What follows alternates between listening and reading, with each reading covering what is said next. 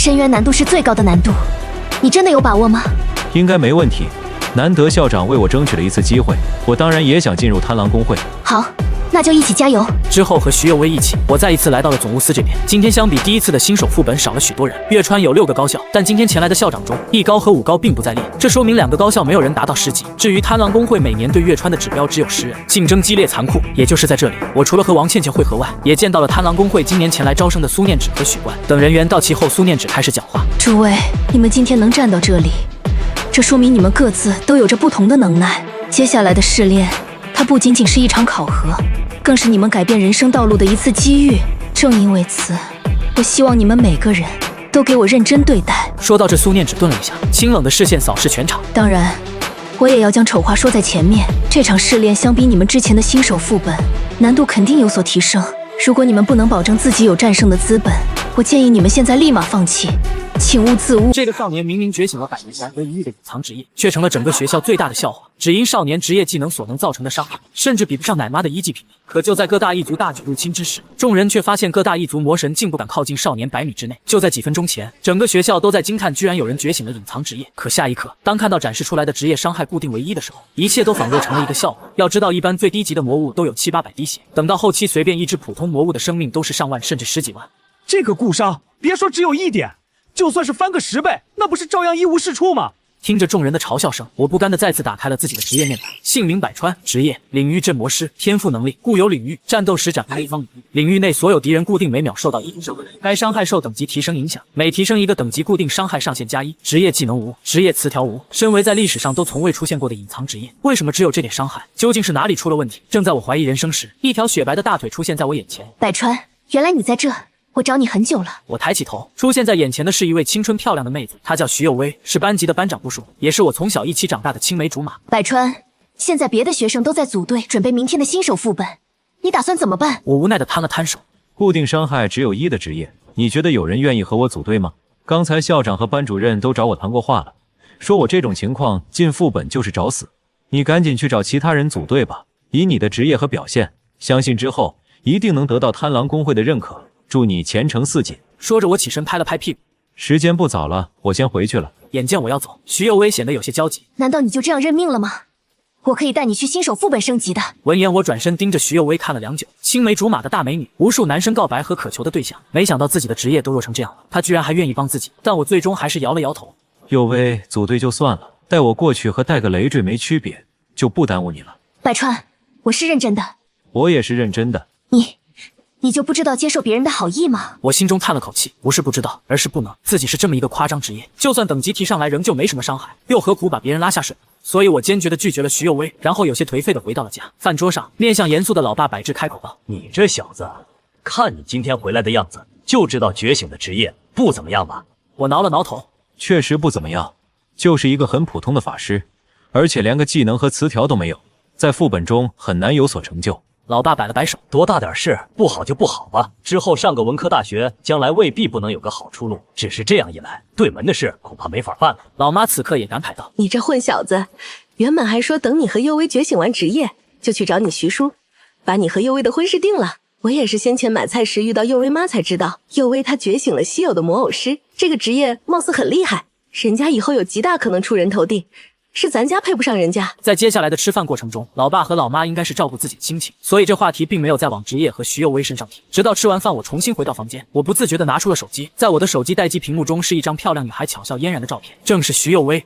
还是隐藏了吧，之后应该就是2个世界的人了。我带着失落看了自己的职业面板一次又一次，然而就在这时，当我的手指无意识地触碰到职业面板上的其中一点后，我整个人就像是被电流刺激一般，猛地从床榻上坐了起来。只见职业词条这一栏目后面突然就多出了一行浅色的提示自己，当等级达到2级时，必定觉醒一个神话词条。竟然是神话词条！职业词条对职业的影响可谓是心脏级别，而且神话是最高级别。联盟有那么多职业者，可是职业具备神话词条的寥寥无几。我深呼了口气，稍稍思索了一下后，决定明天去新手副本走一遭，和别人组队什么的就不行了。到时就想方设法找落单的魔物去杀，1级到2级应该不会太难。兴许升到2级时，那个神话词条能让自己逆天改命也说不定。次日天还没亮，我便早早来到了附近的市场购买一些简单的道具。就在这时，我收到了徐有为的来电。我知道徐有为是想帮自己一把，但还是那句话，自己都这逼样了，还耽误人家干嘛呢？被我挂断电话后，徐有为似乎很不甘心，一连串打了几个电话不说，最后还发来了通讯信息：百川你在哪？你不知道今天是前往新手副本的日子吗？你来学校和我会合，我带你。为什么不接电话？快些给我回话！我顺手把自己的手机调成了静音，一直到9点。当我来到副本大厅时，各个学校参加新手试炼的学生基本上都进副本了。大厅一角，6个学校的校长及政教主任等人正在一个角落中谈论着什么。老张，听说你们3高出了一个隐藏职业，你知不知道先前吓死我了？我生怕今年你3高再来个人才辈出，然后甩我们5高一大截。李矮子，你这话啥意思？存心和我过不去是吧？校长张扬辉气得有些肥胖的脸一抖一抖，要不是政教主任王兰拉着，估计他现在要和5高的校长来一场真人 PK。此时趁着他们这批人不注意，我已经完成了登记，走向传送阵。这一幕正好被校长张扬辉身边的政教主任王兰看到。身为政教主任，王兰怎么可能不清楚学校唯一一个隐藏职业什么状况？于是他快速地对校长张扬辉汇报了情况。啥？你说百川一个人做了登记，然后前往了新手副本的传送阵？因为太过震惊，所以校长张扬辉的声音稍微有点大，以至于原本还凑在一起的其他高校负责人全部都听到。老张，顾商只有1的职业，你不劝对方在家歇着，现在居然还让他去副本送死，你心挺大。张扬辉擦了擦额头的冷汗，我劝了好不好？说完他看向政教主任王兰，看清楚没有？确定是百川吗？校长，我只是恍惚了一眼，好像有点像他。那你还愣着做什么？赶快去前台问啊！他的顾伤只有1点，去副本是送死吗？政教主任王兰心中叫苦连天，为了校长不发火，他几乎小跑着到了前台，然后从前台人员口里得知刚才进去的学生确实名叫北川。等他将这个消息告诉校长张扬辉后，张扬辉眼里差一点失去光明。胡闹！太胡闹了！顾伤只有1，还去什么副本？真不要命了！其余各学校高层也都是瞪大了双眼。你们学校这学生还挺胆大的，居然这都敢去副本。虽然也不是不能理解他不甘心的心情，但是这顾伤一去副本，不是自讨苦吃吗？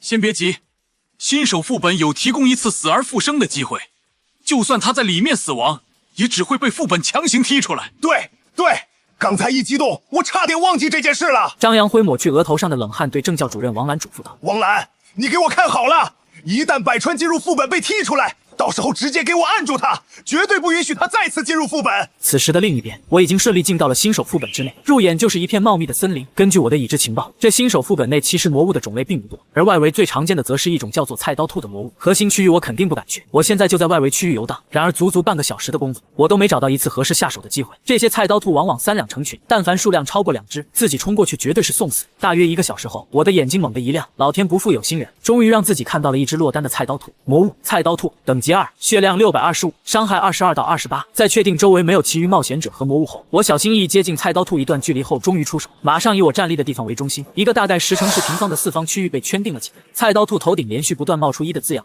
感受到自己被攻击后，菜刀兔第一时间就将目标锁定到了我身上，手中的菜刀呼啦一声旋转着飞了过来。我吓了一跳，没想到这菜刀兔还会丢刀，而且还是回旋刀。我借助还算不错的敏捷闪过之后，拖着菜刀兔就往后跑。菜刀兔600多血，1秒扣1点，也就是拖10分钟的时间。这期间我也没忘记自己买的一些道具，我判定好菜刀兔的攻击路线，找准合适时机将一个低劣的捕兽夹丢了过去。智商低下的菜刀兔轻松中招，这个捕兽夹足够菜刀兔挣扎个10秒了。我从职业空间中拿出一把普通的铁质长枪，快速来到菜刀兔身后，对着这玩意的菊花就狠狠捅过去。随着这一枪下去，看着菜刀兔头顶飘着的62血量，我心酸的差点破防。职业伤害每秒对菜刀兔减1滴血，但自己即便不是长枪职业者，可对着菜刀兔就那么捅了一下，就打出了恐怖的62伤害。眼见菜刀兔受到致命伤害，挣扎的更加剧烈，即将要挣脱劣质捕兽夹时，我机敏的躲过菜刀兔又一记疯狂的回旋刀后，第2枪再度凶猛的刺进了菜刀兔的后面。可能是致命伤势累加的原因，这第2枪造成的伤害更加疯狂，足足达到了惊人的83。一个劣质捕兽夹换来2次攻击机会，对菜刀兔造成145点伤害，这样我就可以少遭菜刀兔2分多钟的追杀，大大提高了击杀效率。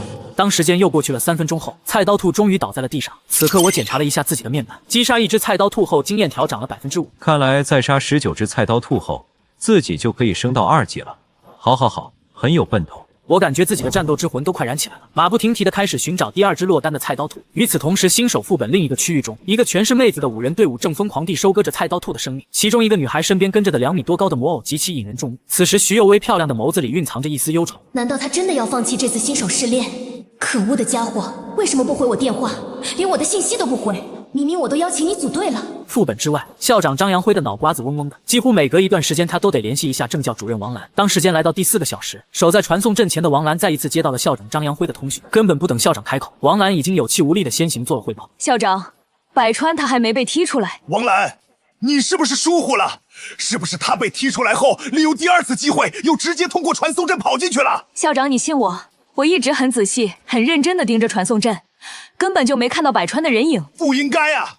都已经4个小时了，他怎么还没被踢出来？其他学生进入前都组好了队，而百川本身又是最后一个单人进入副本的，想找队友大概率不可能。就他那一点的骨伤，能打怪吗？很快又是几个小时过去了，一直到第8个小时的时候，因为新手副本大厅公屏上每8个小时就会做一次总结，谁击杀的魔物最多，谁的等级提升最快，这些都一目了然。如果这是在往年，这个时间段肯定是6个校长在一起相互攀比谁的学生最强。但是现在，当看到公屏做总结的时候，6个校长最想看到的不约而同只有一人，那就是有着隐藏职业领域镇魔师的百川。6个校长都知道百川他一个人跑进了副本，然后足过了8个小时都没看到百川被从副本中踢出来，这让6个校长的心怎么能平静得了？难道说这小子挖掘出了隐藏职业的关键，早已在副本里大杀特杀了？真要是这样，今年贪狼公会其中一个名额，岂不是要落到3高龙腾学校？而这肯定不是其他5个校长想看到的，所以总结一出来，这5个校长火急火燎的开始在人员名单中找百川这个名字，从上到下一直看到最后一名时，哪怕是包括张扬辉在内，几个校长全部绷不住了。百川一人成队，历经8个小时，击杀魔物总数量20，等级2级。看着大厅总屏最后那百川的名字，6个校长百感交集。明明只有1点的固定伤害，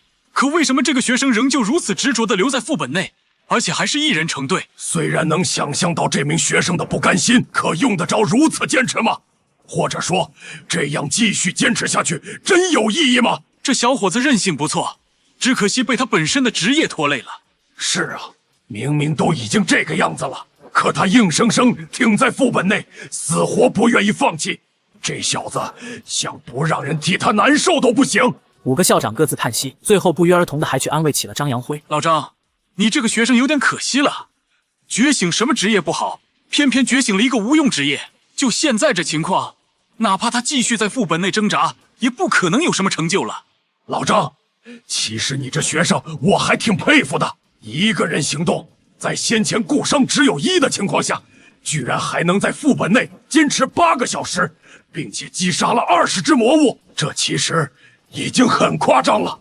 听另外几个校长的话，张扬辉心里也挺不好受的。百川这小子是真的可惜，为什么这么有韧性的学生，偏偏就觉醒了一个无用职业？这完全对不起这小子的努力和拼搏。而无论是张扬辉还是其他5个校长，他们现在都挺好奇百川到底打算什么时候从副本出来。还有百川是被踢出来的，还是自己认清现实主动出来的？难不成他真的要在副本内停留够48小时？那样能受得了吗？此时的副本内，我终于迎来了期待已久的提示音，恭喜你的等级提升至2级，领悟第1个职业技能超级重压，解锁当前第1个职业词条。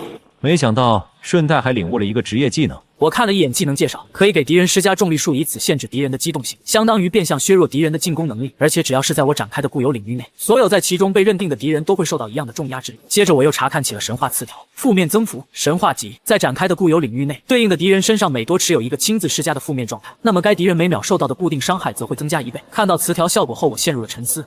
这个词条最关键的一点在于负面状态技能的数量，如果负面状态技能足够多的话，那么固定伤害则会呈指数性增长。但是以我目前只有1个负面技能的情况下，只能让我将2级时的2点伤害变成4点，想让我逆天改命还完全不够。为了试试技能的效果，我立马找了一只落单的菜刀兔，展开领域后超级重压直接释放。通过观察后发现，此时的菜刀兔机动性只剩下了先前的1/3，危险系数至少直接下降70%甚至更多。我几乎是很轻松的就完成了对这只菜刀兔的击杀，杀怪速度比之最初至少提高了几十倍。我看着随手召唤出来的职业面板，下意识触碰才领悟出的职业词条。就是这个时候，隐藏提示又出现了，等级达到5级时可以激活第2个神话词条。这一瞬间，我干魔物的激情又涌了上来。为了测试出目前的极限，我已经不满足一只菜刀兔，正好附近就有2只菜刀兔，同样的故技重施，超级重压下，区菜刀兔就差没引颈受戮了。眼见一次干2只菜刀兔都如此轻松，我开始尝试一次招呼3只菜刀兔，结果还是没什么难度，唯一的缺点就是击杀有点慢。然而就在我又捅死了3只菜刀兔后，一个妹子突然出现在我的视野内。百川，你居然也在副本里？妹子叫做王倩倩，是我的同班同学，虽然不是太熟，但我记得王倩倩觉醒的职业好像是德鲁伊，能招魂动物的魂灵为其所用，成长上限很高。可是现在这妹子怎么出现在外围，而且还是一个人？正当我想要询问王倩倩究竟发生了什么事，王倩倩反倒是先开了口。百川，刚才我看你击杀3只菜刀兔时，他们怎么那么温顺？为什么我遇到的菜刀兔一只都那么凶残？温顺，我马上恍然大悟，在自己杀怪时因为施加了超级重压，所以菜刀兔的速度变慢，在不知情的外人看来，那可不就是菜刀兔变温顺了吗？没什么，就是限制了一下他们的能力。不过你不是跟着队伍去猎杀魔物了吗？怎么现在一个人在这里？这一问，王倩倩的眼睛瞬间红了。百川，我能不能和你一起组队？他们说我是个拖油瓶，然后投票把我开除了小队。听到这里，我心中实在不敢相信，德鲁伊是一个很强力的职业，居然被人说成是拖油瓶。随后，王倩倩将事情一五一十说了出来，因为她的职业消耗太大，现在可以召唤一只强力的灰熊生灵，一旦生灵加身，它本身就会变得狂暴凶猛，战斗力自然不必多说。可生灵附身期间是需要消耗巨大血气能量的，这也就导致王倩倩每次强力战斗5分钟就要休息15分钟。最开始小队的人看她这么厉害还不说什么，可随着时间的推移，当他们发现新手副本的魔物并不强力，而王倩倩又这么浪费时间后，于是一伙人合计一下，干脆把她开了。王倩倩在说完她的事情后，满脸期盼地看着我。百川，我求求你，让我和你组队吧。这次考核对我真的很重要。正好我需要一个人在我控制住魔物后帮我打输出，随即我就向王倩倩发了组队邀请。组好队伍后，我刚准备去找菜刀兔，不过这脚步才移了2步，我的肚子已经忍不住咕咕叫了起来。还好来的时候职业空间里放了几瓶水和馒头，暂时将就一下就是了。然而我万万没想到，我刚从职业空间拿出水和馒头，王倩倩已经眼疾手快地递过来一个饭盒。我听到你的肚子饿了，这是我自己做的便当，给你吃。我本来是想拒绝的，可架不住王倩倩已经热情地把便当盒打开，一看到里面白白的米饭和丰盛的配菜，我现在更饿了，一口配菜一口白米饭下肚，吃得我眼睛都亮了，这味道那是相当的不错。一段时间过后，我饭足腹饱，精力满满，之后那自然是要刷怪。而为了测试王倩倩的极限，最开始遇到菜刀兔的时候，我并没有出手，我在观察这个妹子的状态。随着王倩倩转化形态，能清楚地看到在这妹子背后显现着一只巨大凶狠的苍熊。要说这妹子的破坏力那是真的强，3只菜刀兔一起围攻她，3下5除2的功夫就被她全部干翻。就是在战斗之后，王倩倩已经红着脸坐在原地喘粗气去了，可能是怕被我嫌弃。这个时候她看向我的眼里绝不是一般的恐慌。我想了想道，看来你进行作战时能量消耗是真的大，如果你生灵加身后只是做普通攻击的话，能量消耗会剧烈吗？不会，但是那样的话攻击伤害就会大大减弱。这样就行，等你休息好，咱们在行动时，你改变形态后尽可能做普通攻击就行了，除非遇到紧急情况，否则一定要保留一定的能量。好的。见百川没抛弃自己，王倩倩一下子放松了心情，俏脸上都浮现出好看的云霞来。而也就是休息一段时间，2人行动后，当她看到百川施展出来的本事时，王倩倩惊讶到直接捂住了小嘴。好厉害的能力！别厉害了，你赶紧转换形态，然后用普通攻击将这几只菜刀兔全部宰了。王倩倩立马照做，没多长时间，几只菜刀兔的经验就已经轻松到手。因为有了王倩倩这个帮手，外围的1只、2只、3只零散的菜刀兔已经不能满足我的需求，所以很快我就决定带着王倩倩往核心区域跑。期间就算是王倩倩改变状态只做普通攻击，可她的能量仍旧会因为消耗而被迫解除状态。这个时候，我将长枪丢给了王倩倩，捅这些魔物的后面。能不能换个地方？你是不是傻？咱们追求的可是高效，你要记住，不管是什么魔物，那里都绝对是弱点之一。副本之外，大厅内6个校长看到总评做第2次总结后，他们一个个将眼珠子瞪到了最大。这次在最后一名没看到百川的名字，直到往上数了100多个名次后，总算看到了正主。没想到这小子8个小时前才2级，这8个小时后居然升到了4级，难道说他的隐藏潜力觉醒了？别扯淡！根据总评的导线图看，他这次有队友。吓死我了！我还以为他真正意义上的觉醒了。差点让龙腾学府拿到名额。闻言，龙腾学校的校长张扬辉气的脸上的肥肉都是一颤一颤。你们有点公德心行吗？我还在这里，有你们这样谈论我的学生的吗？不过张扬辉的心里现在多少松了口气，百川能去找一个队友的确出乎他的意料，但不管怎么说，想到百川不会轻易赴死，至少他这个当校长的心里安心多了。接下来几个校长的讨论扯回到了谁的学校学生最厉害的话题上，而对于这个问题，张扬辉心里肯定也有人选，那就是魔偶师职业的徐有威。只要此次新手副本能达到10级，随后再通过上面的特殊试炼，大概率贪狼工会其中一个名额跑不了。不过说到稀有职业了，张扬辉随后的关注下意识就落到了王倩倩身上。这个学生他也有所了解，德鲁伊同样一个稀有职业，潜力不小，唯独他想不明白，那百川怎么还和王倩倩搭上关系了？副本内连续在副本熬了16个小时后，我的身体和精神实在是顶不住了，便开始和王倩倩商议轮流休息睡觉的事。你休息就好，不用担心我，我熬习惯了。只是1天的话，就算不睡觉我也可以的。突然听王倩倩这么说，我还颇有些好奇。随着我的打听，原来王倩倩家里现在有一个虚弱的母亲和一个9岁年幼的弟弟要照顾，所以平时放学或者假期时间，她都会去找一些兼职，从而补贴家用。正因为此，她熬夜加班的活没少做，为的就是多赚些钱，能让家里的日子好一些。所以这次新手副本，她其实看得比谁都重。最强工会的招生她不敢奢求，但她也想着能有条件去其他好的工会，这样母亲和弟弟随后肯定能受到不小的照顾。也怪不得先前求自己组队时，她显得那么卑微。正当我想这些的时候，王倩倩又说道：“没关系的，我替你观察4周，你安心休息就行。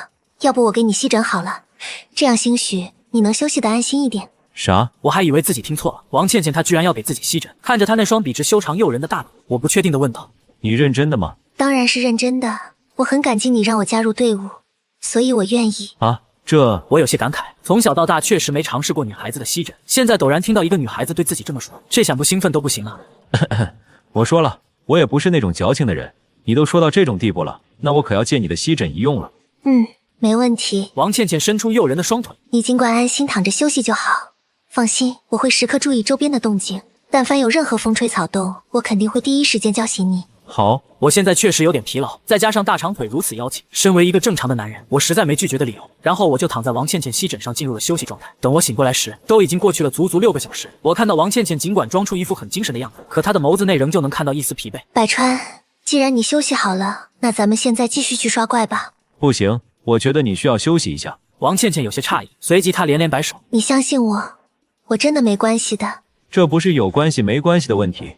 随后你可能要出很大的力辅助我猎杀魔物，如果你状态不佳，咱们刷怪的速度肯定会大幅度下降。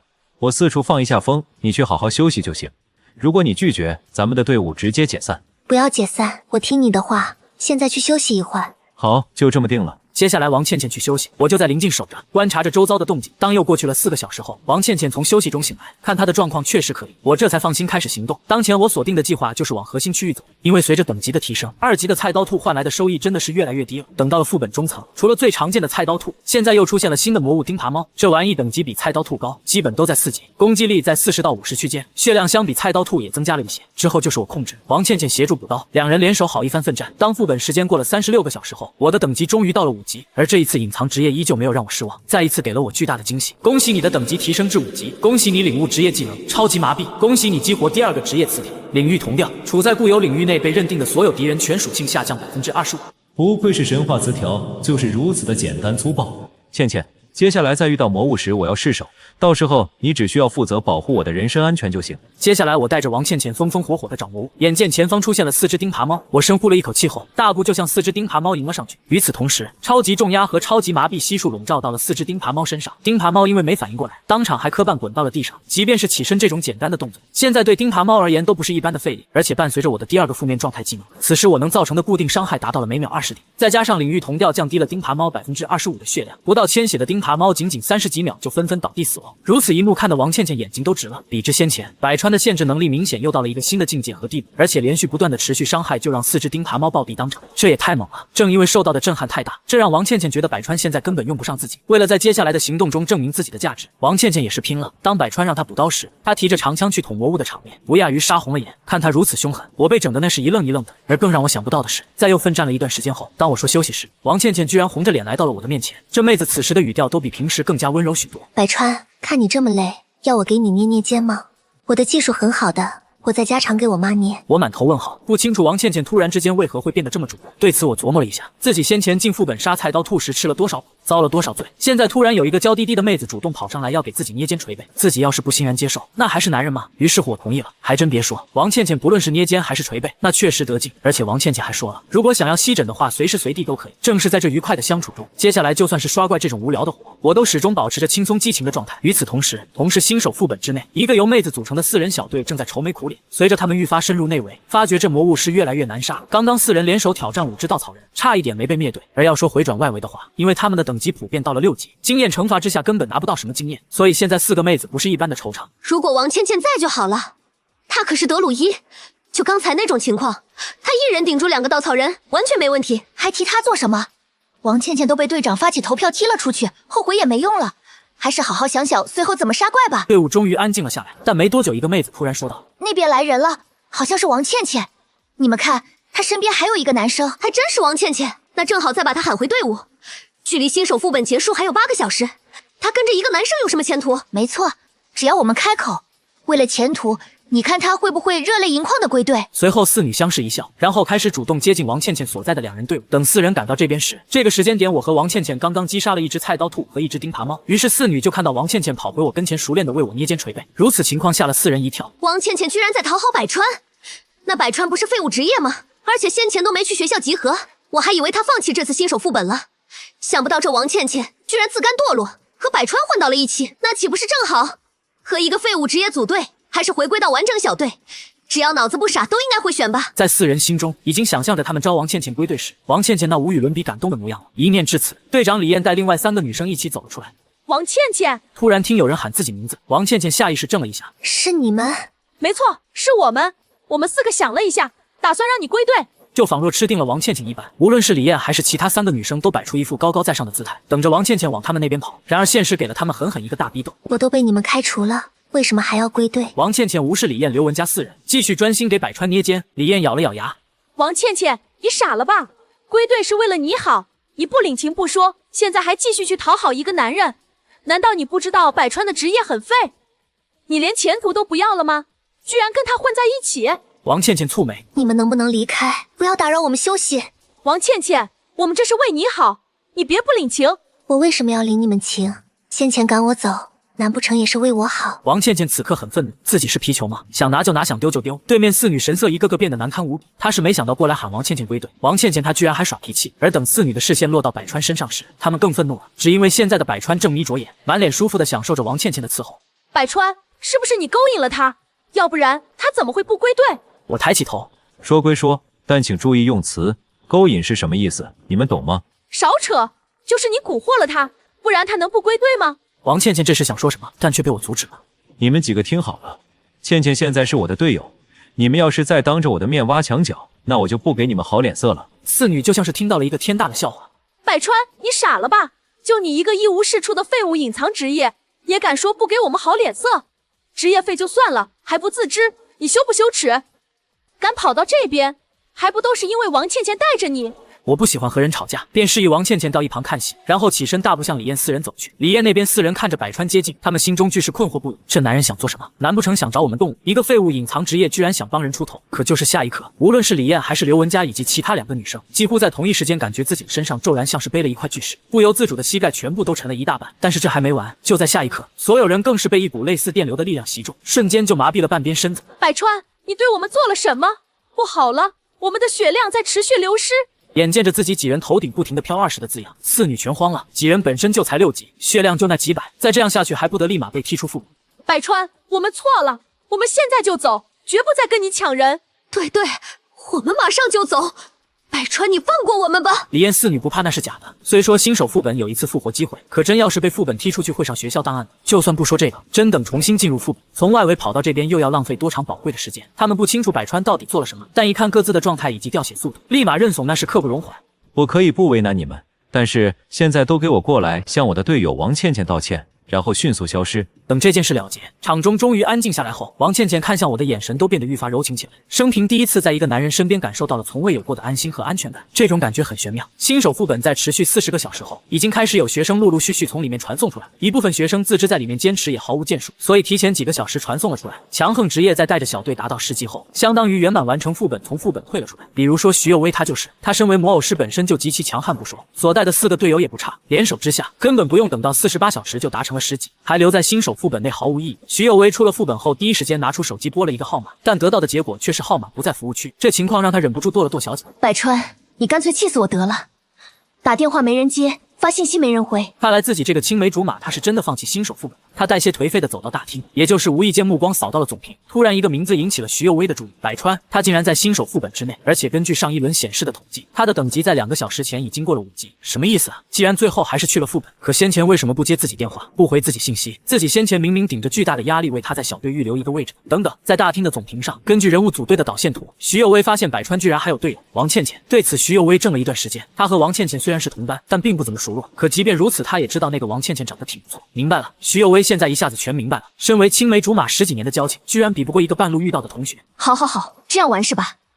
我真是看走了眼，倩倩居然还担心那个家伙，就该让那家伙在副本多吃点苦头。当徐有威还在大厅咬牙切齿之时，副本内的我莫名感觉汗毛凌厉。此时我和王倩倩又猎杀了一波稻草人，现在我的等级已经6级过本，王倩倩的话则是刚7级出头。看了看时间，距离新手副本结束已经所剩无多，看来这等级是提不到10级了。之后也别想通过贪狼公会负责人的试炼，进入贪狼公会了。旁边王倩倩一听，带些愧疚道：百川，都是因为我拖累了你，如果你是一个人，肯定能到达10级。我摇了摇头，别这么说，主要是我先前浪费了太多时间。至于之后，如果不是因为你和我合作，我的升级速度其实还会再慢上一点。是这样吗？其实你不用安慰，我也没关系的。不，我是认真的，我现在说话确实很认真。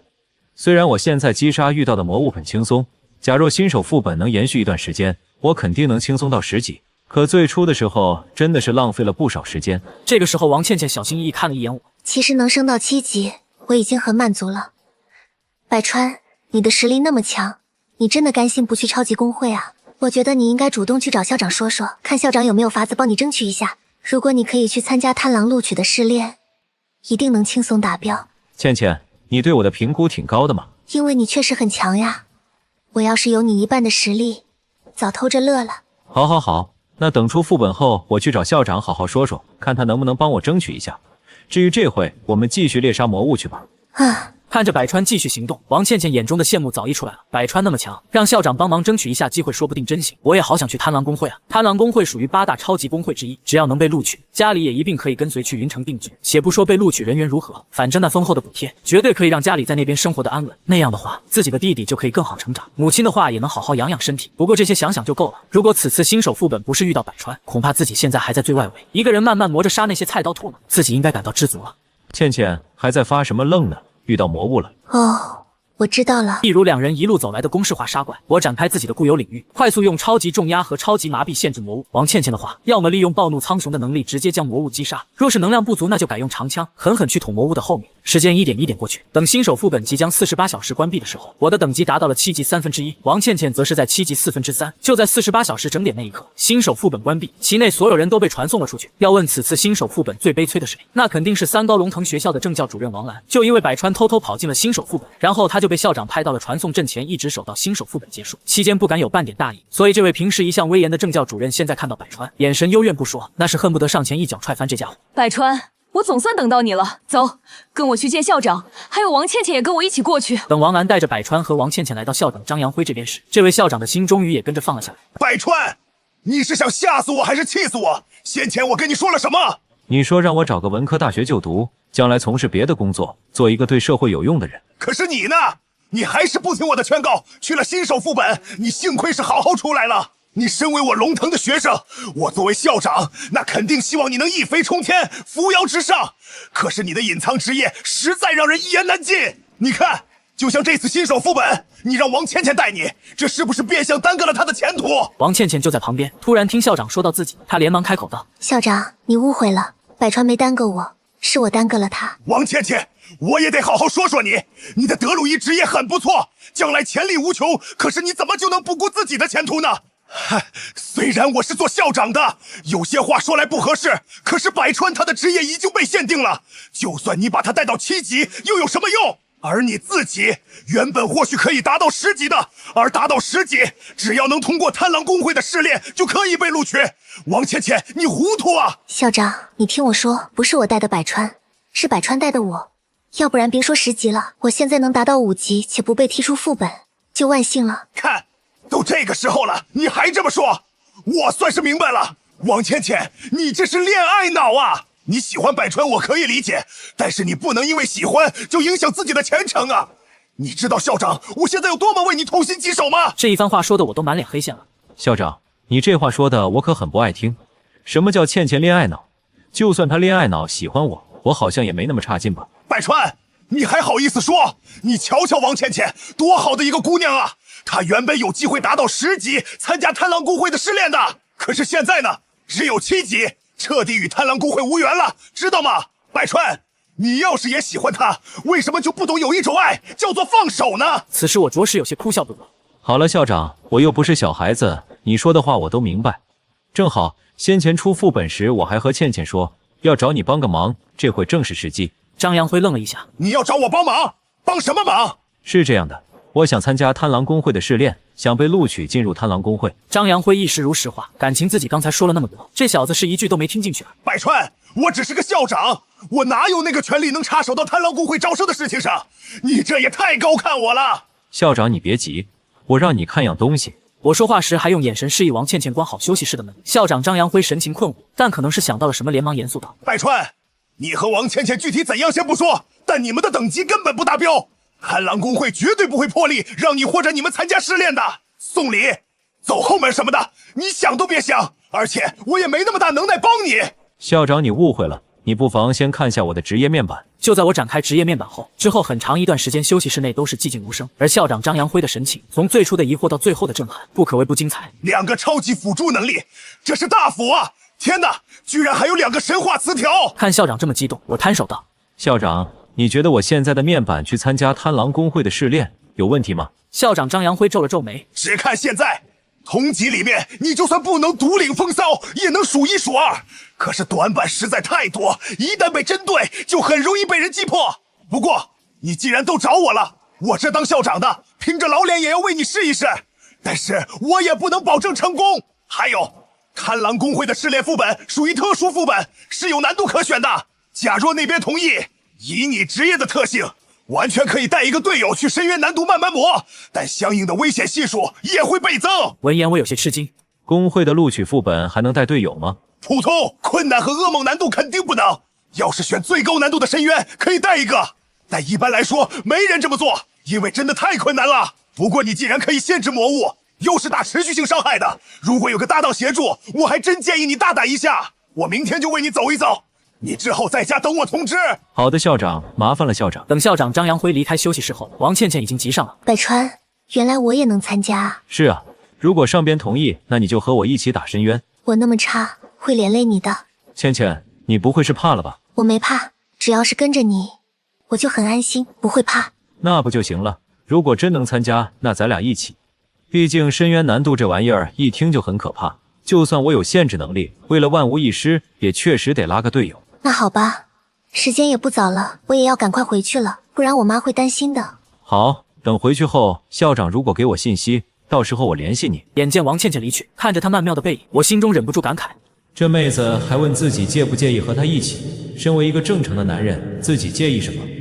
认真想想，和王倩倩待在一起，在可以随意索取的情况下，是个男人都会上瘾的好不好？正当我想着这些的时候，忽然一个好听的声音在旁边响起：可真是一个温柔漂亮的妹子，怎么人都走远了，看着人家的背影还无法自拔，是吗？我猛地回神，佑薇。此刻徐佑薇的嘴角还透着一股小委屈，怪不得不接我电话，不回我信息，原来是赶着泡妞。佑薇，你这话就错了，我和王倩倩属于半路相遇，只不过意外相处得很好。徐佑薇呵了一声：是啊，好得很呢，都约好了以后还要去一个工会呢。我摊了摊手：我说了你又不信，信你个鬼！你还没回答我，为什么要无视我？你知不知道，原本为了给你在队伍里留一个位置，我顶了多大压力？对此，我神色认真道：真心话，我要是早知道我的职业还有救，先前我肯定厚着脸皮跟你一起。我都邀请你了，我又不介意。可当时我不是怕你因为我而和队友闹翻吗？还有，原本我确实没打算来参加新手副本，但因为不甘心，最后还是来了。徐佑薇现在心情好了一点。你和王倩倩真的是半路相遇？她被李艳几人开除出了队伍，接着和我遇上，然后我们两个就组队了，一直到副本结束。谁让你一开始不跟我？要不然我肯定能带你到10级。是啊，所以现在我的等级没达标，连贪狼工会随后的招收试炼都参加不了。不过我跟校长说了，他说会帮我争取一下。真的吗？可是你的职业……还行吧，随着领悟了2个职业技能，还是很可以的。两人一边说着，一边一起往家走。此时在家中，父亲白志和母亲张玉正在商量着一件大事。媳妇，你看看，还有没有必要再多给儿子写2封？都写了12封婚书了，差不多了，再多没必要。行，那就这12封吧。等他回来后就把这些交给他。至于他想和谁结婚，让他自己选，自己定吧。你说咱还会不会抗拒？毕竟，咱这也算是插手了他的婚姻大事。孩子妈，这不是没办法吗？先前你也看到了，因为职业不好，他多难受。既然如此，以后只能让他出去吃软饭了。可是老板，万一咱还在外面受委屈了怎么办？乱说什么！我百智的儿子，谁敢让他受委屈？今天让我儿子受委屈，明天我就让其所在的家族从联盟除名。还有一点，这些婚书给他，我们的事情要怎么解释？这个问题的话，还真有些难办，实在不行，就说以前我们是各种机遇巧合，对这些大家族有恩，这样娶他们家里的女儿，不就合理了吗？行吧，只能这么说了。时间不早了，算算时间，儿子应该就快回来了。你先把这12封婚书收好，我去厨房做饭。另一边，我和徐佑薇一直走到了家门，徐佑薇就住在我家对门。就在两人各自进门的时候，徐佑薇这个时候突然想到了什么。说起来，我一直给你打电话和发信息，你不接不回的，我很有理由怀疑你是不是把我删了。哪有，电话一直都在。我不信，你自己看喽。这不看还好，看了百川的手机后，徐佑薇腮帮子都鼓起来了。还说你不是泡王倩倩，找你的王倩倩去吧。哼！看着徐佑薇气鼓鼓的进屋关门，我很困惑。这不是手机号码还在吗？怎么又提王倩倩了？果然，虽说是青梅竹马，可还是不懂这妹子有时候在想些什么。而就在我即将进自己家门时，手机信息提示突然响起，一看居然是徐幼薇发了一张穿着睡衣的照片过来。正当我还疑惑之时，徐幼薇第2条信息又到了：你要是再删我屏保，我咬死你！信息之后还跟了一个小狗呲牙的表情，我一下子懂了，感情是他看到自己把他先前的屏保照片删了，所以这是顺手给自己补了一张照片做待机屏。可这和他先前提到的王倩倩有关系吗？回到家中，等我在餐桌坐下后，我突然发现今天老爸和老妈的眼神有些奇怪。爸妈，你们是有什么话想对我说吗？老爸摆至神情严肃道。其实是这样的，就在你回来之前，我和你妈正商量着你的未来。我嘿嘿笑道：爸妈，我知道你们又想安慰我，但你们放心，我不是那种心性脆弱之人。最关键的是，你们的儿子并非你们想的那么没出息。眼见百川突然神采奕奕，老爸和老妈相互看了一眼，这是发生啥事了？怎么儿子看起来还挺兴奋的？爸妈，我跟你们说，我的职业并不是很差劲，要不是新手副本时浪费了一些时间，我肯定能达到10级。不过还行，最后是7级，超级工会去不了，但是差不多的工会还是很可以的。老爸百智一愣，你说你7级了？是啊，开始我也没抱啥期望，但是连我自己都没想到，我的职业潜力比我预想中的强100倍。这么说吧，就外面那些普通职业敢在我面前叫嚣，不管是一个还是一群，同级情况下我分分钟干翻他们。爸妈，你们现在不用小看自己的儿子，我倒是想跟你们看看职业面板，但你们不是也看不懂吗？总而言之，我现在很强，我敢保证，就算不去超级工会，我将来也必定能在联盟闯出一片天地。老爸老妈彻底愣住了，老爸百智吸了口气道：那孩啊，我这样问你，如果现在给你一个吃软饭的机会，你是想吃软饭呢，还是想去奋斗呢？闻言我震惊了，我从没想过自己能从老爸嘴里听到这样的话，考验，这一定是考验自己的心性。爸，我好歹也是7尺男儿，吃什么软饭？你这就是小看你儿子。明面是这么说的，但我心里也犯嘀咕，就自己这普通家庭吃哪门子软饭？老爸这问题一点都不现实，你儿子就算想吃，你也得能整来这碗软饭才行啊！你真得决定要自己奋斗？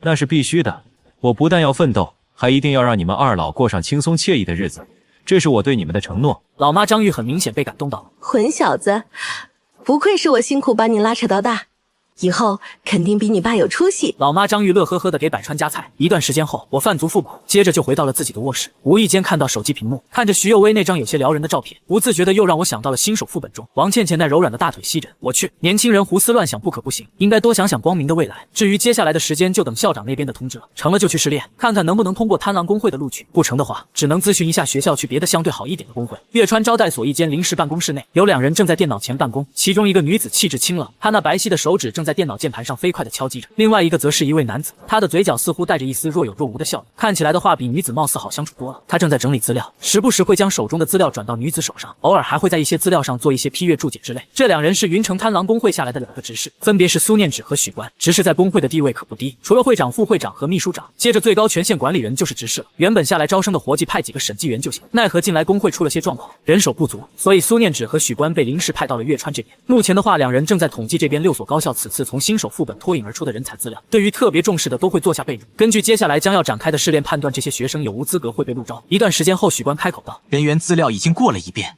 我感觉今年的月川似乎有些不尽人意。苏念芷淡淡应了一声，同感。虽然符合试炼标准的有22人，但看了他们新手副本的资料，大部分都是被强者带出来的，这随后的试炼怕是进去不久就会显出原形。是啊，除了寥寥几个还算有潜力，其余的想要挑选补足10个名额，有些难啊。不过念芷，你看到没有？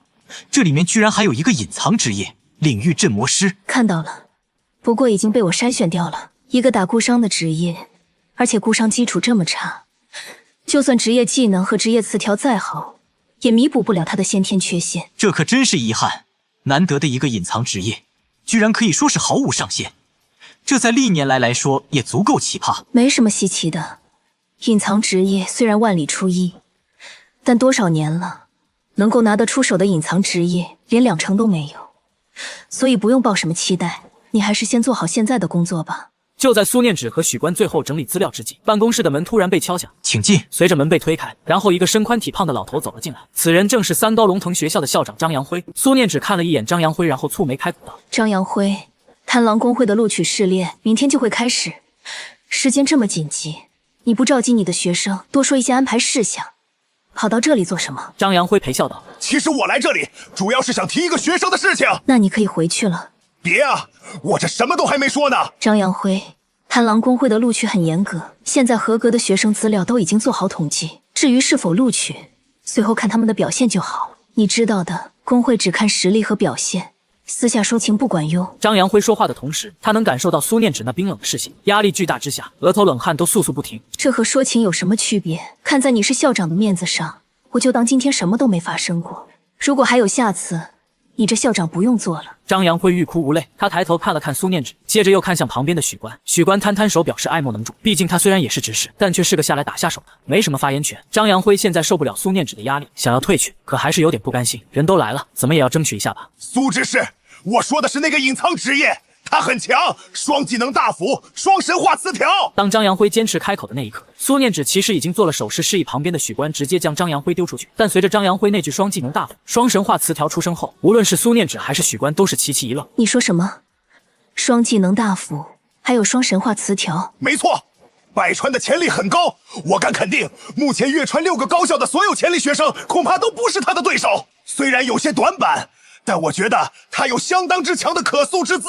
听完张扬辉的话，苏念芷从电脑上调出了百川的资料，不过这份资料上并没有显示百川有什么技能和词条，只因为大部分职业刚刚觉醒出来后该有的技能和词条已经显现，就算靠领悟或者激发，那也要等10级后了。可百川他在升到7级这段期间，居然还领悟了双技能和双神话词条，而且不说双技能这件事，单单是双神话词条都相当恐怖了。张扬辉，他的职业面板你看了吗？看了，因为怕拍下来泄密，所以我手写了一份。两位执事不妨瞧瞧。眼见事情有些松动，张扬辉此刻赶紧将一张纸条送了过去。超重压，超麻痹，念芷，不得不说，这2个技能的确有当大斧的资质。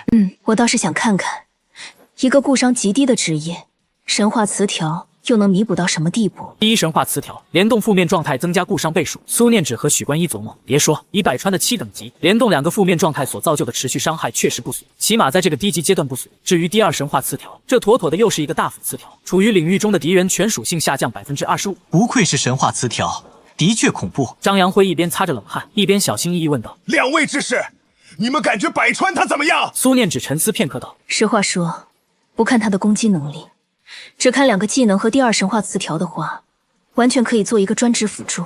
不过也正因为此，以后想要派上用场，就需要工会在他身上耗费大量的人力物力。只是他这种情况，一旦队伍翻车，他基本没有自救的可能。”张扬辉讪讪笑道：“那以苏执事来看，他是否可以入您的法眼？”苏念芷微微点头：“我觉得不错，有培养的价值。”说完，他看向许官：“你认为呢？”我也觉得挺不错的。实话说，张校长要是说的不假，这2个神话词条可真是稀罕之物。寻常职业能有1个神话词条就该烧高香了，没想到这小子一下子拥有2条。张扬辉大喜：“两位执事，既然这么说，那百川他的话，我会着重向工会汇报一下，如果那边不反对，就带回去当个专职辅助进行培养。张校长，你还有别的事情要说吗？”是这样的，其实百川的意愿是想参加试炼，因为他还有个搭档王倩倩，所以参加试炼时他会选择深渊难度。整个临时办公室内温度骤然下降了10几度。苏念芷神色冰冷，看向张扬辉，慢慢开口道：“张扬辉，你当我工会陆昭是小孩过家家吗？你替一个人说情，我姑且忍耐了。现在你说他想去深渊，还要搭档，你到底在开什么玩笑？出去！”是，我这就出去。见苏念芷蕴含怒意，张扬辉一刻也不敢在办公室久留，逃也似的离开了这里。眼见张扬辉离去，但苏念芷脸上的寒意并未完全消退。年轻人不懂事算了，这张扬辉这么大岁数了也不懂事。倒是许官，他此刻则是饶有兴趣地检索了一下王倩倩的资料。一段时间后，听他说道：“念芷，我觉得不妨给一下这个机会。这个王倩倩也算是稀有的德鲁伊职业了，就算进行破格录取，培养起来应该也不会差。”所以你同意百川和王倩倩组队挑战深渊难度的试炼吗？那有什么？反正进去后形势不对的话，完全可以选择撤退脱离嘛。有百川的2项限制在，就算形势再差，大概率还是能保住他们的性命。而且，你觉得百川会同意以后专职辅助吗？专职辅助这个职业，在危机重重的副本里，很容易被人出卖和甩锅。他现在的等级和伤害，拿到副本完全够用。至少我要是百川，现在绝对不会同意专职做一个辅助。苏念芷沉默了，他思索一段时间后说道：“我承认，他现在的能力在同等级左右的副本确实够用，且就不说以后如何，单说要拿这个职业进行输出的话，弊端是不是太多了一点？对，害怕远程风筝，挡不住近身突袭敌人的致命一击，但偏偏就是这样的职业，你现在将它丢进月川高校的职业者学生人群中，分分钟就可以让不少人丧命。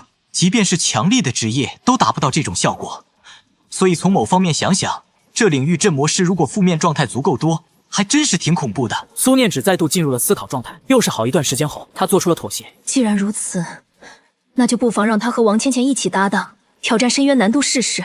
反正今年这边人才凋零，我倒是要看看他究竟能不能创造出来一些惊喜。不久后，张扬辉就接到了来自许官的电话。挂断电话后，张扬辉心中松了口气，不管怎么说，这事终究是成了。随后的话就要看百川和王倩倩到底争不争气了。另一边，得到消息的我第一时间通知了王倩倩，随后则是研究起了往年历来贪狼公会下来录取人员时的试炼。通过综合各方面信息，我对试炼有了新一步认识。这试炼副本里面的魔物击杀是没经验的，但却可以掉落各种职业转职的进化材料，小几率还会爆一些特殊道具，而且只要能在转职副本达标，如果运气足够好，还有几率获得新的职业技能或者职业词条。了解完这些后，我去翻了各个交易平台部分进化材料的价格，完全就像是打开了新世界的大门。以前我只知道职业者进副本很赚钱，可具体赚钱到什么地步，也仅限停留在谁获得了一件稀有道具，拍卖行卖了多少万这种。而现在我才知道，有时候哪怕仅仅只是一块小小的进化转职道具，其价格对普通家庭来说都是一笔巨款，怪不得都想当职业者。不过感叹归感叹，我的脑子还没被冲糊涂，想暴力必须要有强横的战力做匹配，否则那就是去副本送人头。月川某个普通家庭，在一个女孩接到了一个电话后，基本上已是热泪盈眶。这个女孩正是王倩倩。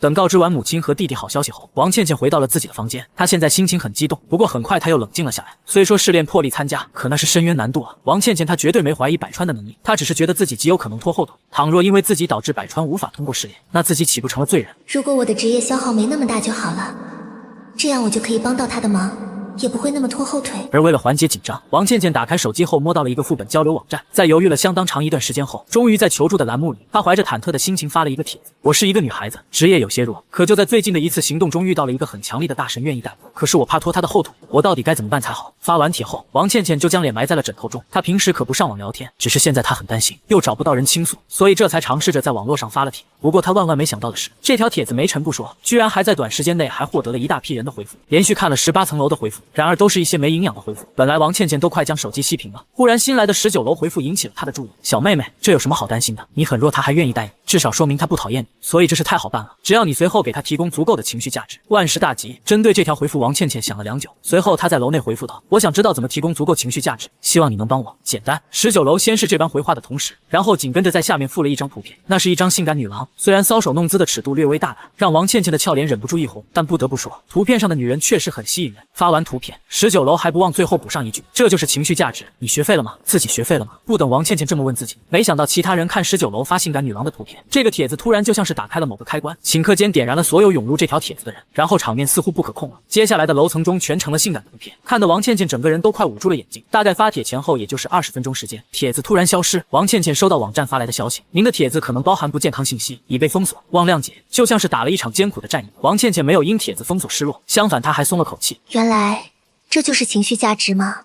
可是这么做也太羞耻了。但是我总不能什么都不做吧？王倩倩挣扎了大概有15分钟的时间后，她终于下定了决心，然后就看到她从自己的床榻下面拿出了一个存钱罐，里面的钱是她平时做零工岛兼职赚的，虽然大部分都补贴了家用，但天长日久下来还是小小积攒了一些。这个时候她想到了家门口附近的街上有一个特别的服装店，那里边的衣服不是卖给普通人的，而是卖给喜欢摄影和 cos 之类的人群。王倩倩将存钱罐的钱取出来后，就往街区那家服装店跑，在店员的推荐下，她忍着巨大的羞臊购买了其中一套成品。此刻王倩倩紧紧抱着怀里的衣服，心里扑通通的乱跳。不知道我明天穿着这套衣服他会不会喜欢？新的一天，这是贪狼公会下来直招潜力苗子的一天，我对此次试炼还是蛮有信心的。然后就在我出门时，遇到了同样要去参加试炼的徐有为。什么？你是不是疯了？居然要和王倩倩做搭档，一起去挑战深渊难度？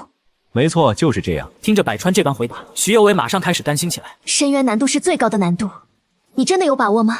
应该没问题，难得校长为我争取了一次机会，我当然也想进入贪狼公会。好，那就一起加油。之后和徐有为一起，我再一次来到了总务司这边。今天相比第一次的新手副本少了许多人，月川有6个高校，但今天前来的校长中，1高和5高并不在列，这说明2个高校没有人达到10级。至于贪狼公会每年对月川的指标只有10人，竞争激烈残酷。也就是在这里，我除了和王倩倩会合外，也见到了贪狼公会今年前来招生的苏念芷和许官等人员。到齐后，苏念芷开始讲话：诸位，你们今天能站到这里，这说明你们各自都有着不同的能耐。接下来的试炼，它不仅仅是一场考核，更是你们改变人生道路的一次机遇。正因为此，我希望你们每个人都给我认真对待。说到这，苏念只顿了一下，清冷的视线扫视全场。当然，我也要将丑话说在前面，这场试炼相比你们之前的新手副本，难度肯定有所提升。如果你们不能保证自己有战胜的资本，我建议你们现在立马放弃，请勿自误。苏念芷的话音一落，整个场中即便人数不多，但依旧交头接耳，议论纷纷。着实没想到今年的试炼副本居然这么难。原本副本一般会分普通、困难、噩梦和深渊4个难度，可现在掌考的2个执事居然屏蔽了普通难度的进入方式。换而言之，在场的学生想要被贪狼公会录取，就至少要战胜困难的难度。终于有学生忍不住发声：不公平！往年只要普通难度就可以，为什么今年会提高难度？苏念芷这个冷美人对于学生的抗议无动于衷。如果你觉得困难难度太高，现在大可以放弃，选择权还在你们手里，现在放弃还来得及。在场众学生不说话了，谁不想去超级公会？现在放弃的话，怎么可能甘心？如果你们没意见，就准备进入试炼副本吧。感觉到无法对抗时，退却并不是丢脸的一件事，相反，不知道自己几斤几两一味猛冲，那才是贻笑大方。随着苏念芷话落，大厅的工作人员已经启动了先前贪狼公会早已交付的卷轴。我和王倩倩一起跨入了传送阵，选择进入了试炼的最高难度深渊副本。大厅内，眼见所有学生陆续进入试炼副本完毕，但除了张扬辉以外的3个校长此刻却都待不住。试炼副本只有10级才有资格进入，这百川和王倩倩怎么7级也能参加？难不成是他们2人走了后门？先前副本没开始前，除张扬辉外的3个校长虽有疑惑，但碍于苏念芷的气场威压，他们没敢开口，甚至他们还一个个自我安慰，觉得百川和王倩倩今天过来可能就是看参考生热闹的。现在一看，2人也跟着去了传送阵，这还怎么能忍得住？眼见苏念芷和许官从传送阵那边回来，已经有校长忍不住了。苏执事、许执事，这不公平吧？不是说只有10级才有资格进入试炼吗？为什么百川和王倩倩7级也能参加？你们必须给我们一个说法。苏念芷也不生气也不恼，你们要说法，必须要说法。凭什么百川和王倩倩7级就能参加试炼？这就是破坏规矩。今天没个合适的说法，就算校长不当了，我也要去联盟曝光你们。那么激动做什么？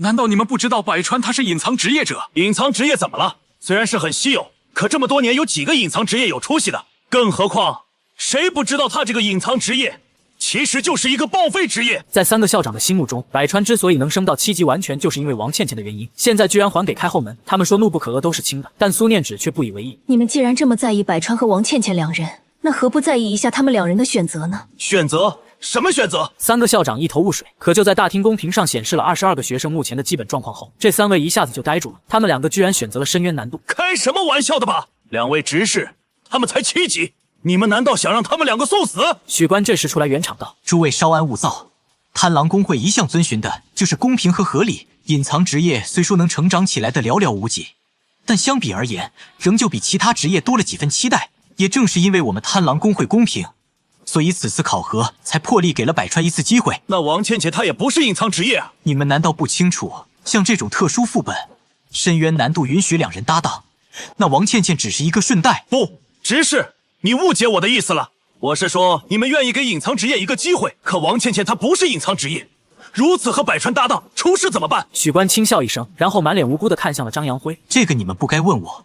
要问就问3高的校长张扬辉。张扬辉听到这话，心里咯噔一下，他算是明白了，是自己求的情没错。可是真要出意外，2个执事他们是一点都不愿意担责。但凡这要出事，自己这个校长恐怕直接到头了。还正如张扬辉自己所想的那样，3个校长的矛头立马就指了过来。老张，你想拨款，想奖金，想疯了吧？深渊难度你也敢让百川带着王倩倩上？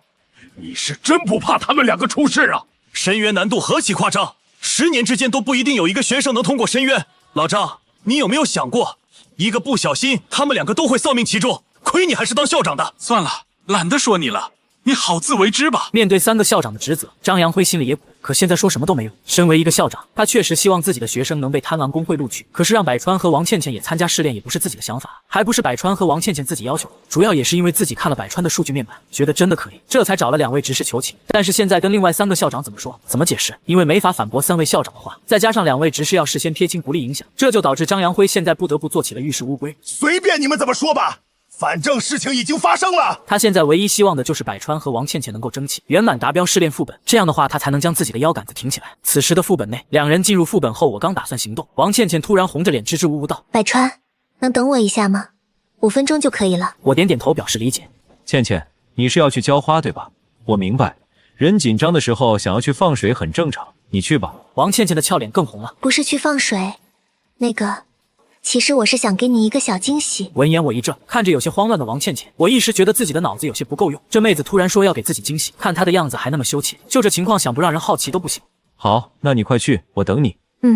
我会快一点的。说着，王倩倩就一路小跑到了临近的一棵大树背后。不清楚这妹子要干什么，但我隐约听到了悉悉索索布料与肌肤摩擦的声音。大致也就是5分钟的时间后，王倩倩终于从临近的大树后走了出来。那一瞬间，我精神大振，随之而来的还有心里的各种唏嘘。要说我确实被王倩倩的举动震惊到了。王倩倩小心翼翼站在我面前，神情不是一般紧张，从红彤彤的脸颊就可窥见一二她的羞臊心情。川哥，我这样可以吗？太可以了。我完全没想到，王倩倩所说的惊喜竟然是这般光景。在原本充满杀机的深渊副本内，漂亮的妹子竟然身着女仆装，害羞站在了眼前。服装本身完美的勾勒出了王倩倩曼妙的身姿，微微摇摆的裙裾似是蕴藏了她的心事，身前的蝴蝶装饰诉说着她的美好和纯真。现在这妹子就低着头站在眼前，白皙的脸颊上染上红晕不说，便是连小巧的耳朵都泛着淡淡粉色的红晕。如此情况，搞得百川真不知该说什么才好。我是生怕自己一句错话，就让这个妹子如受惊的蝴蝶一般飞走。倩倩挺好看的。真的吗？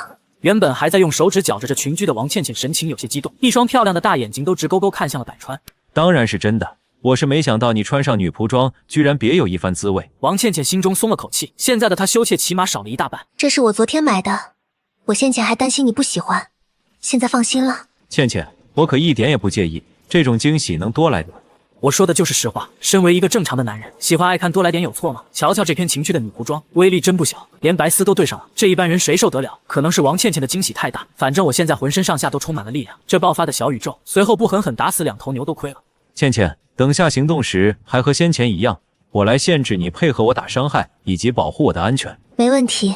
倒是说这深渊难度的副本，我来时从网络上详细了解了一下，深渊难度相比其他难度等级方面没什么变化，但最大的区别就是魔物的攻击防御大幅度增长，部分魔物甚至还会突破限制，使用一些花里胡哨的能力。最主要的是，所有深渊魔物出场就附带一层护甲，作用不只是魔物多了一层防护那么简单，实则还会抗拒一些物理和精神类的伤害。如此就导致一般情况下很少有队伍主动去挑战副本的深渊难度。当百川和王倩倩不断深入副本深处寻找魔物的踪迹时，副本之外大厅的几个校长则一双眼睛比一双眼睛瞪得大，因为副本进入的人少，所以总评那边的数据很是一目了然，连谁几时几分击杀什么魔物都清清楚楚。正因为此，当看到自己学校的学生击杀魔物时，这几个校长那就跟过大年一般，各种欢天喜地。还是我们学校的周正轻松碾压魔物，刚开场15分钟已经击杀了3只地精。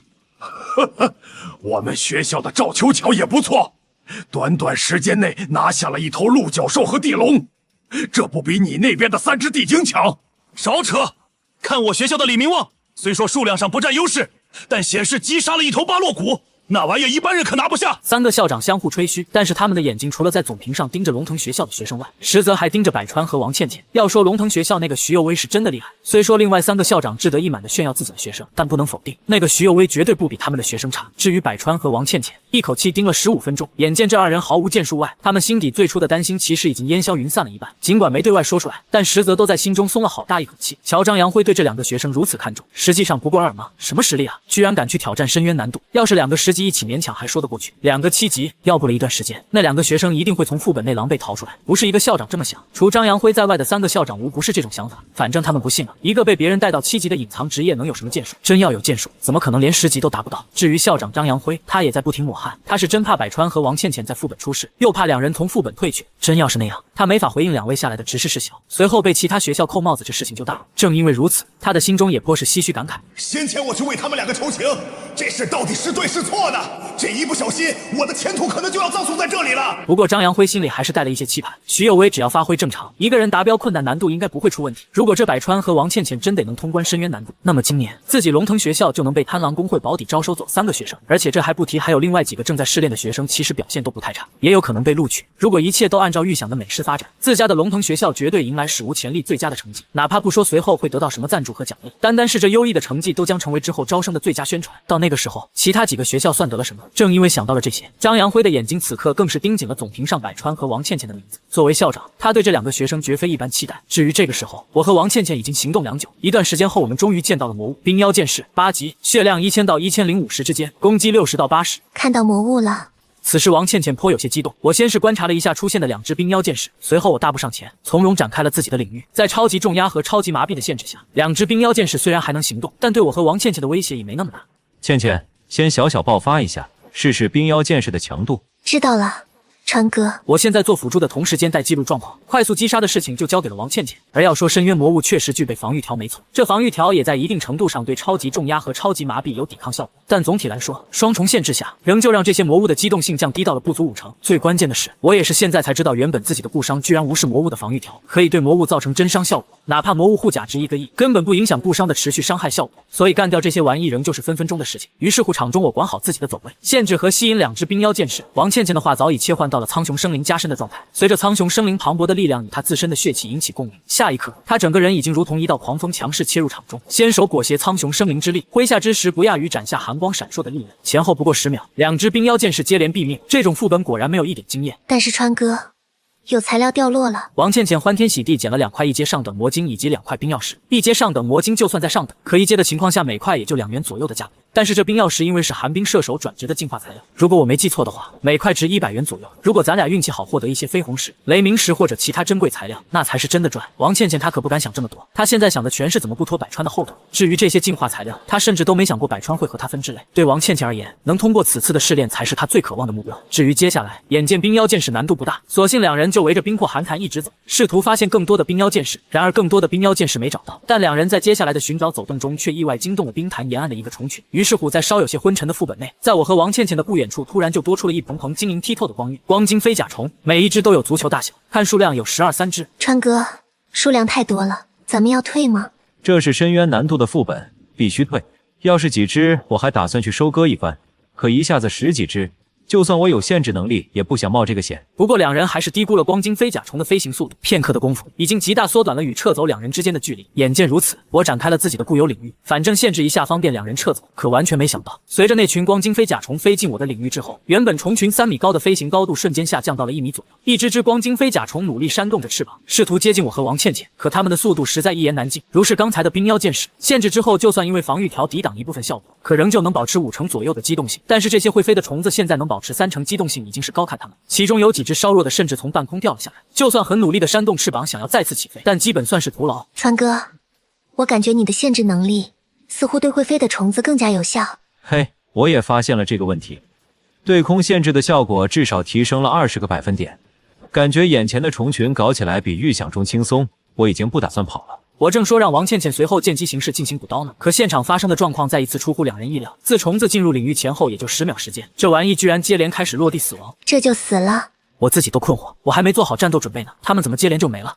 是啊，我还没补刀呢，他们居然都死了。先前相当于遇到紧急事件，2人连光晶飞甲虫的资料都来不及探查，现在一探查才知道，原来这些玩意虽然等级不低，一只只都达到了9级，但是他们的能力貌似全部点到了攻击和防御以及机动性上，所以相对应的他们的血量少到了极点。同级魔物9级大概在1200左右的血，这些玩意的血量大部分还达不到400。虽说他们有高额的护甲条，可面对我的固伤纯粹就是个摆设。自这些玩意进入领域，先被百川的第2神话词条一刀斩25%的血量，接着再以每秒28烧血的速度消耗，那可不就是10秒出头的时间就把这群玩意干沉了吗？而眼见虫群死亡，王倩倩那边赶紧去清场。川哥，有2块光晕石。什么光晕石？咱俩发财了。我记得光晕石是光剑士的转职材料，1块市场价大约在5000元左右。听到5000，王倩倩惊讶的掩住了小嘴，2块小小的犹如石头一样的材料居然能卖1万，这也太夸张了。我此时同时感叹，不愧是贪狼公会提供的特殊转职副本，比市面上的那些转职副本爆率强多了。虽说没看到这个特殊副本的词缀什么的，但我笃定这个转职副本启动前本身具备的词缀，如材料掉率、道具出货率什么的，肯定都是真品级别。而现在难得能在这种副本走上一遭，这还不狠狠赚上一笔？这深渊副本貌似没什么难度，接下来得多赚一点钱。川哥，那是对你没难度，要是我可没能耐解决这一大堆虫子。不说这些了，咱们继续找魔物，最好多遇到这些虫子。别说，2人运气真不错，没多久再度发现了一群光晶飞甲虫。知道这些玩意是脆皮，凭我现在的手段对他们真的就是随意拿捏。又爆1块光晕石，当王倩倩将再次获得的1块光晕石捧到我跟前时，她的脸蛋都是红扑扑的。我一时没忍住调侃道：“倩倩，咱们多努力一下，等出副本后，哥给你买几套小裙子怎么样？”王倩倩脸色发烫，但最终还是羞臊点头。一看妹子现在这般娇艳欲滴，我感觉自己的小宇宙内的力量都开始变得滚滚浩荡。而为了不负自己涌动的力量，然后在2人所处地域周遭有更多的光晶飞甲虫开始接连遭殃。殊不知，就因为2人击杀光晶飞甲虫这事，导致副本之外的众人直接炸开了锅。大厅内，别说除张扬辉外的3个校长情绪激动，就连主持此次副本的苏念芷和许关都有些目瞪口呆。因为光晶飞甲虫是新人噩梦之一，别说是深渊难度了，就算是普通难度，一般初出茅庐的小队碰上了都很难讨得了好。但是现在，百川和王王倩倩两人才击杀一群光晶飞甲虫没多久，这才相隔多长时间？总屏上显示他们居然又干掉了一群。难道说百川的隐藏职业觉醒了？我觉得可能，要不然你们认为苏执事和许执事会破例让百川和王倩倩参加此次试炼吗？而且一上来就是深渊难度，龙腾学校今年看来是发达了。三个校长看着旁边的张扬辉，眼睛里是说不出的羡慕嫉妒恨。瞧瞧现在总屏上显示的击杀排名，不说百川和王倩倩，那个叫徐幼薇的女生肯定要霸占今年贪狼公会的一个名额。那击杀速度太疯狂了，基本就是压着另外3个学校的优等生打。除了徐幼薇，龙腾学校还有2个学生成绩也不差，基本是在和他们这3所学校的学生进行着焦灼的竞争。畜生啊！你们龙腾学府今年要不要这么疯狂？你们不要着急，这试炼不是还没出结果吗？稳重，咱们做校长的要学会稳重，不要动不动就大惊小怪的。稳重你妹！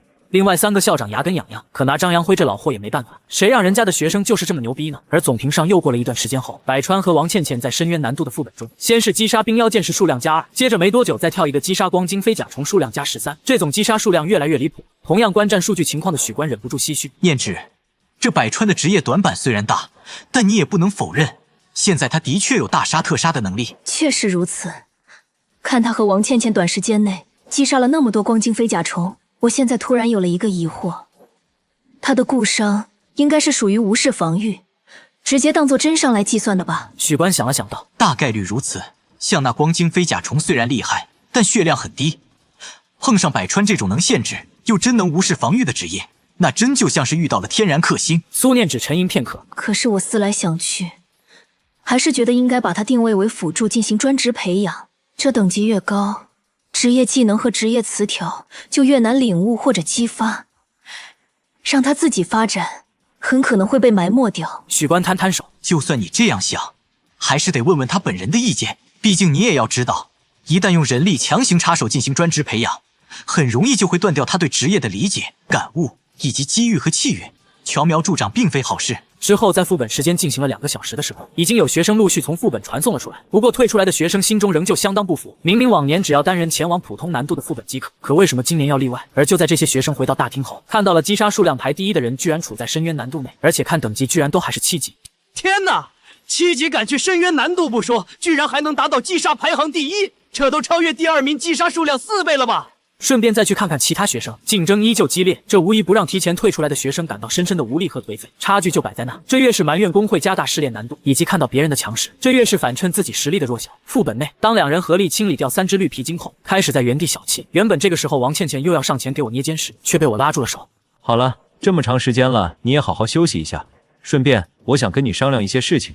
王倩倩想了一下，然后在我身边坐了下来，我神色认真道：这一路走来，咱俩击杀的魔物其实早已经达标，但是之所以还留在这里，一方面是因为想趁这个机会多拿一些进化材料，另一方面我考虑着要不要击杀深渊头目。王倩倩神情有些震惊，深渊头目可不比普通的小怪，一不小心会丧命的。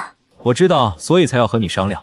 据我查的资料，这种特殊副本只有击杀小头目或者深渊头目才算正式通关。如果我们是10级职业，若是需要转职的话，正式通关后大概率会获得进化提示。川哥，可是我们才7级啊！所以倩倩，你不好奇吗？如果我们7级击毙深渊头目，假如又触发进化转职，那你觉得会怎样？特殊副本一般只能维持8个小时，换而言之，咱们现在还有1个半小时的行动时间，大部分魔物已经被咱们击杀。现在若是想要击杀深渊头目的话，就可以直接前往最深处的核心区域了。那现在就要行动吗？听王倩倩这般询问，我深呼了口气。当然要行动，不搞定深渊头目，总感觉这次深渊副本算是白来。当然，随后若是感觉确实危险，就找时机退走。好的，我都听川哥的，那就出发吧。就在2人向最核心区域前进时，我心情有些激动，因为先前检测自己的职业面板时，并没有获得第3个职业词条的获得提示。第1和第2职业词条我都获得了隐藏提示，但第3词条没有隐藏提示。对此我非但没有气馁，反而反向猜测，不给隐藏提示，是否代表着按照一般正常途径就能获得？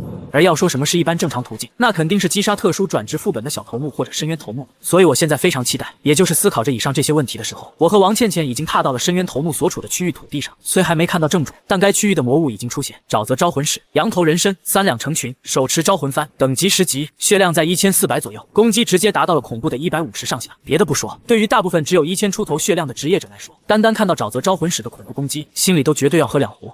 倩倩，这玩意所持的武器不像是物理攻击，多注意观察，不要莽。川哥，你放心，我会多注意观察局势的。好，准备行动。就在我和王倩倩开始行动时，前方3头沼泽招魂使同样发现了2人，他们口中低沉的吞咽声稍显刺耳响起的同时，整个地狱周边的死气都一下子浓了许多。我现在不敢有任何大意，有条不紊的快速接近，然后展开领域，再接着超级重压先给足3头沼泽招魂使压力。眼见这些玩意晃动招魂幡，我再来一个超级麻痹，适时打断他们的施法动作。王倩倩那边同样没闲着，趁着这个机会，她的周身血气猛然爆发，在苍穹生灵加身之后，整个人4级离弦之箭一般快速接近魔物。死气沉沉的地狱内，凛冽的爪击寒芒在王倩倩手上绽放，当下的场地内已是血肉横飞。虽说沼泽招魂使血皮肉厚，还兼具防御体，没被王倩倩一套带走，但此时的王倩倩并不选择和这些玩意纠缠，快速撤退回到我身边。大约30秒后，3头沼泽招魂使血量清空而亡，没有预想中那么困难。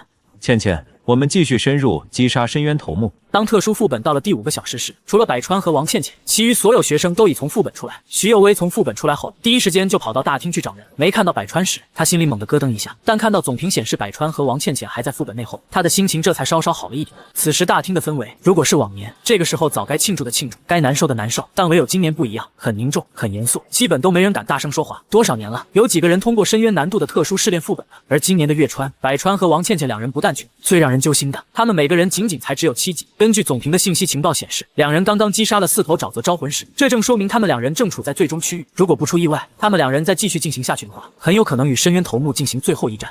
能成吗？苏念只一如既往的神色清冷，只听他淡淡开口道：“我觉得他们2个还是太草率了，明明已经合格达标，难不成真的要去挑战深渊头目？”许官背靠墙壁，嘴角带着一丝淡淡的笑意。就算去挑战深渊头目，那又有何不可呢？许官，你就这么相信他们2个能行？你难道不知道百川这个隐藏职业对上普通魔物还好，可对上深渊头目这等存在，同级状态下一旦出意外，那将毫无还手之力。念之，他可是隐藏职业啊！我不觉得其他类似的职业辅助能力能和他的限制能力相提并论，就算有些效果，又能有多少？本身深渊头目的抵抗值就高，再加上防御条机制对负面状态的削弱，一旦不能好好牵制深渊头目的行动，那么领域镇魔师这个职业基本就是必死的结局。别急，不是还有王倩倩吗？德鲁伊这个职业的上限也相当恐怖，有他在，就算失控也能帮百川抵挡一段时间。那最好如你所说，不过我还是决定，只要百川能从副本出来，我依旧会坚定建议他走专职辅助的道路。他能觉醒出2个技能和词条，已经算是天大的运气，而运气不会永远只眷顾在他身上。我没什么意见，反正我下来只是配合你的，只要你不觉得这样的行为是耽搁一个人的前程，一切你自己做主就好。此时的副本内，我和王倩倩已经和深渊头目沼泽使者交上了手。沼泽使者周身上下都散发着死亡的气息。当我施展出他的超级重压和超级限制后，我再度彻底明白了领域镇魔师这个职业的第2个特性。领域镇魔师第1个特性虽然打的是持续固伤，但全部都是真伤。无论你穿什么护甲，用什么秘术或者神奇道具，对上这个职业全部无效化，清空的就是你最根本的血条，整那么多花里胡哨的没用。而第2个特性从某种意义上来说，那就更恐怖。在所有副本中，每种类别的魔物本身都有隐藏的抵抗值，正因为此，在魔物遭受各个职业者攻击时受到的伤害多少不一。可到了我这里，通过职业反馈提示我知道，我的职业技能之所以不是重压术、麻痹术，非在前面加了一个超级2字，实际意思是指但凡同一种类型的魔物，管你是在普通困难噩梦还是深渊难度的情况下，偏移值很小，并不会影响到领域镇魔师的职业技能效果。所以就出现了以下情况：当我的超级重压施加到沼泽使者身上时，这玩意和普通的小兵的表现并没什么太大区别。而我的另一个职业技能超级麻痹，刚好用来适时打断沼泽使者每一次招魂幡的起手，所以最终的结果就是这玩意除了血量飙升到了7000，攻击贼高外，和小怪有什么区别吗？百川，你也太逆天了，对上深渊头目限制也这么离谱吗？王倩倩震惊到怀疑人生。倩倩，虽说这玩意行动迟缓，我也会适时打断他的施法，但击杀时仍旧要注意。我会小心的。先前击杀小怪时怎么杀，现在击杀深渊头目还是如此。而为了加快击杀速度，我这次难得亲自提着铁质长枪上阵。于是乎，一段时间过后，场中的战斗情况就变成了如下这个样子：王倩倩苍雄生灵加身，不断寻找机会，狠狠用爪猎击让沼泽使者屁股开花。我的话时不时会用长枪对着他的后面狠狠来一下子。沼泽使者何曾受过如此屈辱？可尽管他拼命反抗，可每招魂翻一扬，下一刻身体就如遭电击一番，施术顿时被超级麻痹打乱。沼泽使者想用本身的蛮力直接反击吧，可被限制的身体如何追得上跟兔子一样的两人？沼泽使者就这样在不甘中被血条清空，成功解脱在了死亡之路上。百川哥大爆了！别说，还真是。就在沼泽使者的尸体旁出现了2道耀眼的光芒，我和王倩倩赶紧上前。当拿到这2件东西后，无不是振奋非常。其中一件是万能净化材料孔雀石，这玩意爆率极低，贫穷的职业者根本用不起，都是有钱人用的，价值至少3万。这一瞬间，加上这块孔雀石，我只是稍微算了一下2人此行所获得的净化材料价值，马上我自己都被吓到了，差不多有7个 W。一个普通人辛苦1年才赚多少？而身为职业者，只是在副本中走一遭就够了。虽说主要原因是贪狼公会提供的这个特殊转职副本，这爆率是真的给力。我去看获得的第2件东西，那是一个饰品手镯。海与天的羁绊，飞鸟与鱿鱼3件套之一，单件佩戴后，自身血气能量恢复速度提升20%，自身血气能量消耗降低20%。可以啊，居然还是套装之一。我心中感慨，东西是挺不错，但自己用不着，因为自己施展职业技能时就不耗什么血气能量，这东西在自己手上鸡肋都不算，纯粹就一饰品。川哥，虽然我不懂价，但既然是套装系列，如果放到拍卖会，说不定还能成为压轴之一。价格方面应该不会低。我这般念叨了一句，随即转头看向了王倩倩。倩倩，我们现在算是完成了副本试炼，之后肯定会被贪狼公会录招，对吧？王倩倩神情振奋。托川哥的福，我也可以前往贪狼公会了。那以后要跟着我吗？王倩倩俏脸飞霞。川哥希望的话，我会一直跟着川哥。很好，那就把左手伸出来。王倩倩心中困惑，不明白百川要做什么，但还是很听话的伸出了左手。我二话不说，直接将海与天的羁绊手镯戴到了王倩倩的左手腕上。咦，这太贵重了，我不要，我也没钱给川哥你。你还想不想跟着我了？想就给我收下，当是我送你的礼物。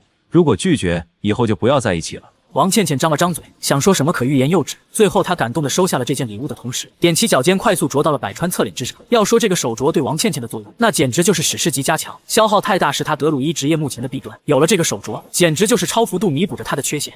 倩倩，你挺大胆的。听百川这般调侃，王倩倩羞臊到根本不敢与这个男人对视，慌张到整个人都有些手足无措起来。好了，跟你开玩笑呢，别紧张了。看着眼前羞怯的妹子，我虽说也很喜欢钱，但我真不在乎一件饰品。进副本，王倩倩马上换女仆装给自己惊喜，一路上各种提供情绪价值不说，甚至还不畏生死跟着自己冒险。哪怕别的都不说，单是能做生死相依的队友，我都觉得送的不亏。本来到这里，我都以为这个副本是真正结束，可接下来不只是我，连带王倩倩都迎来了莫大的惊喜。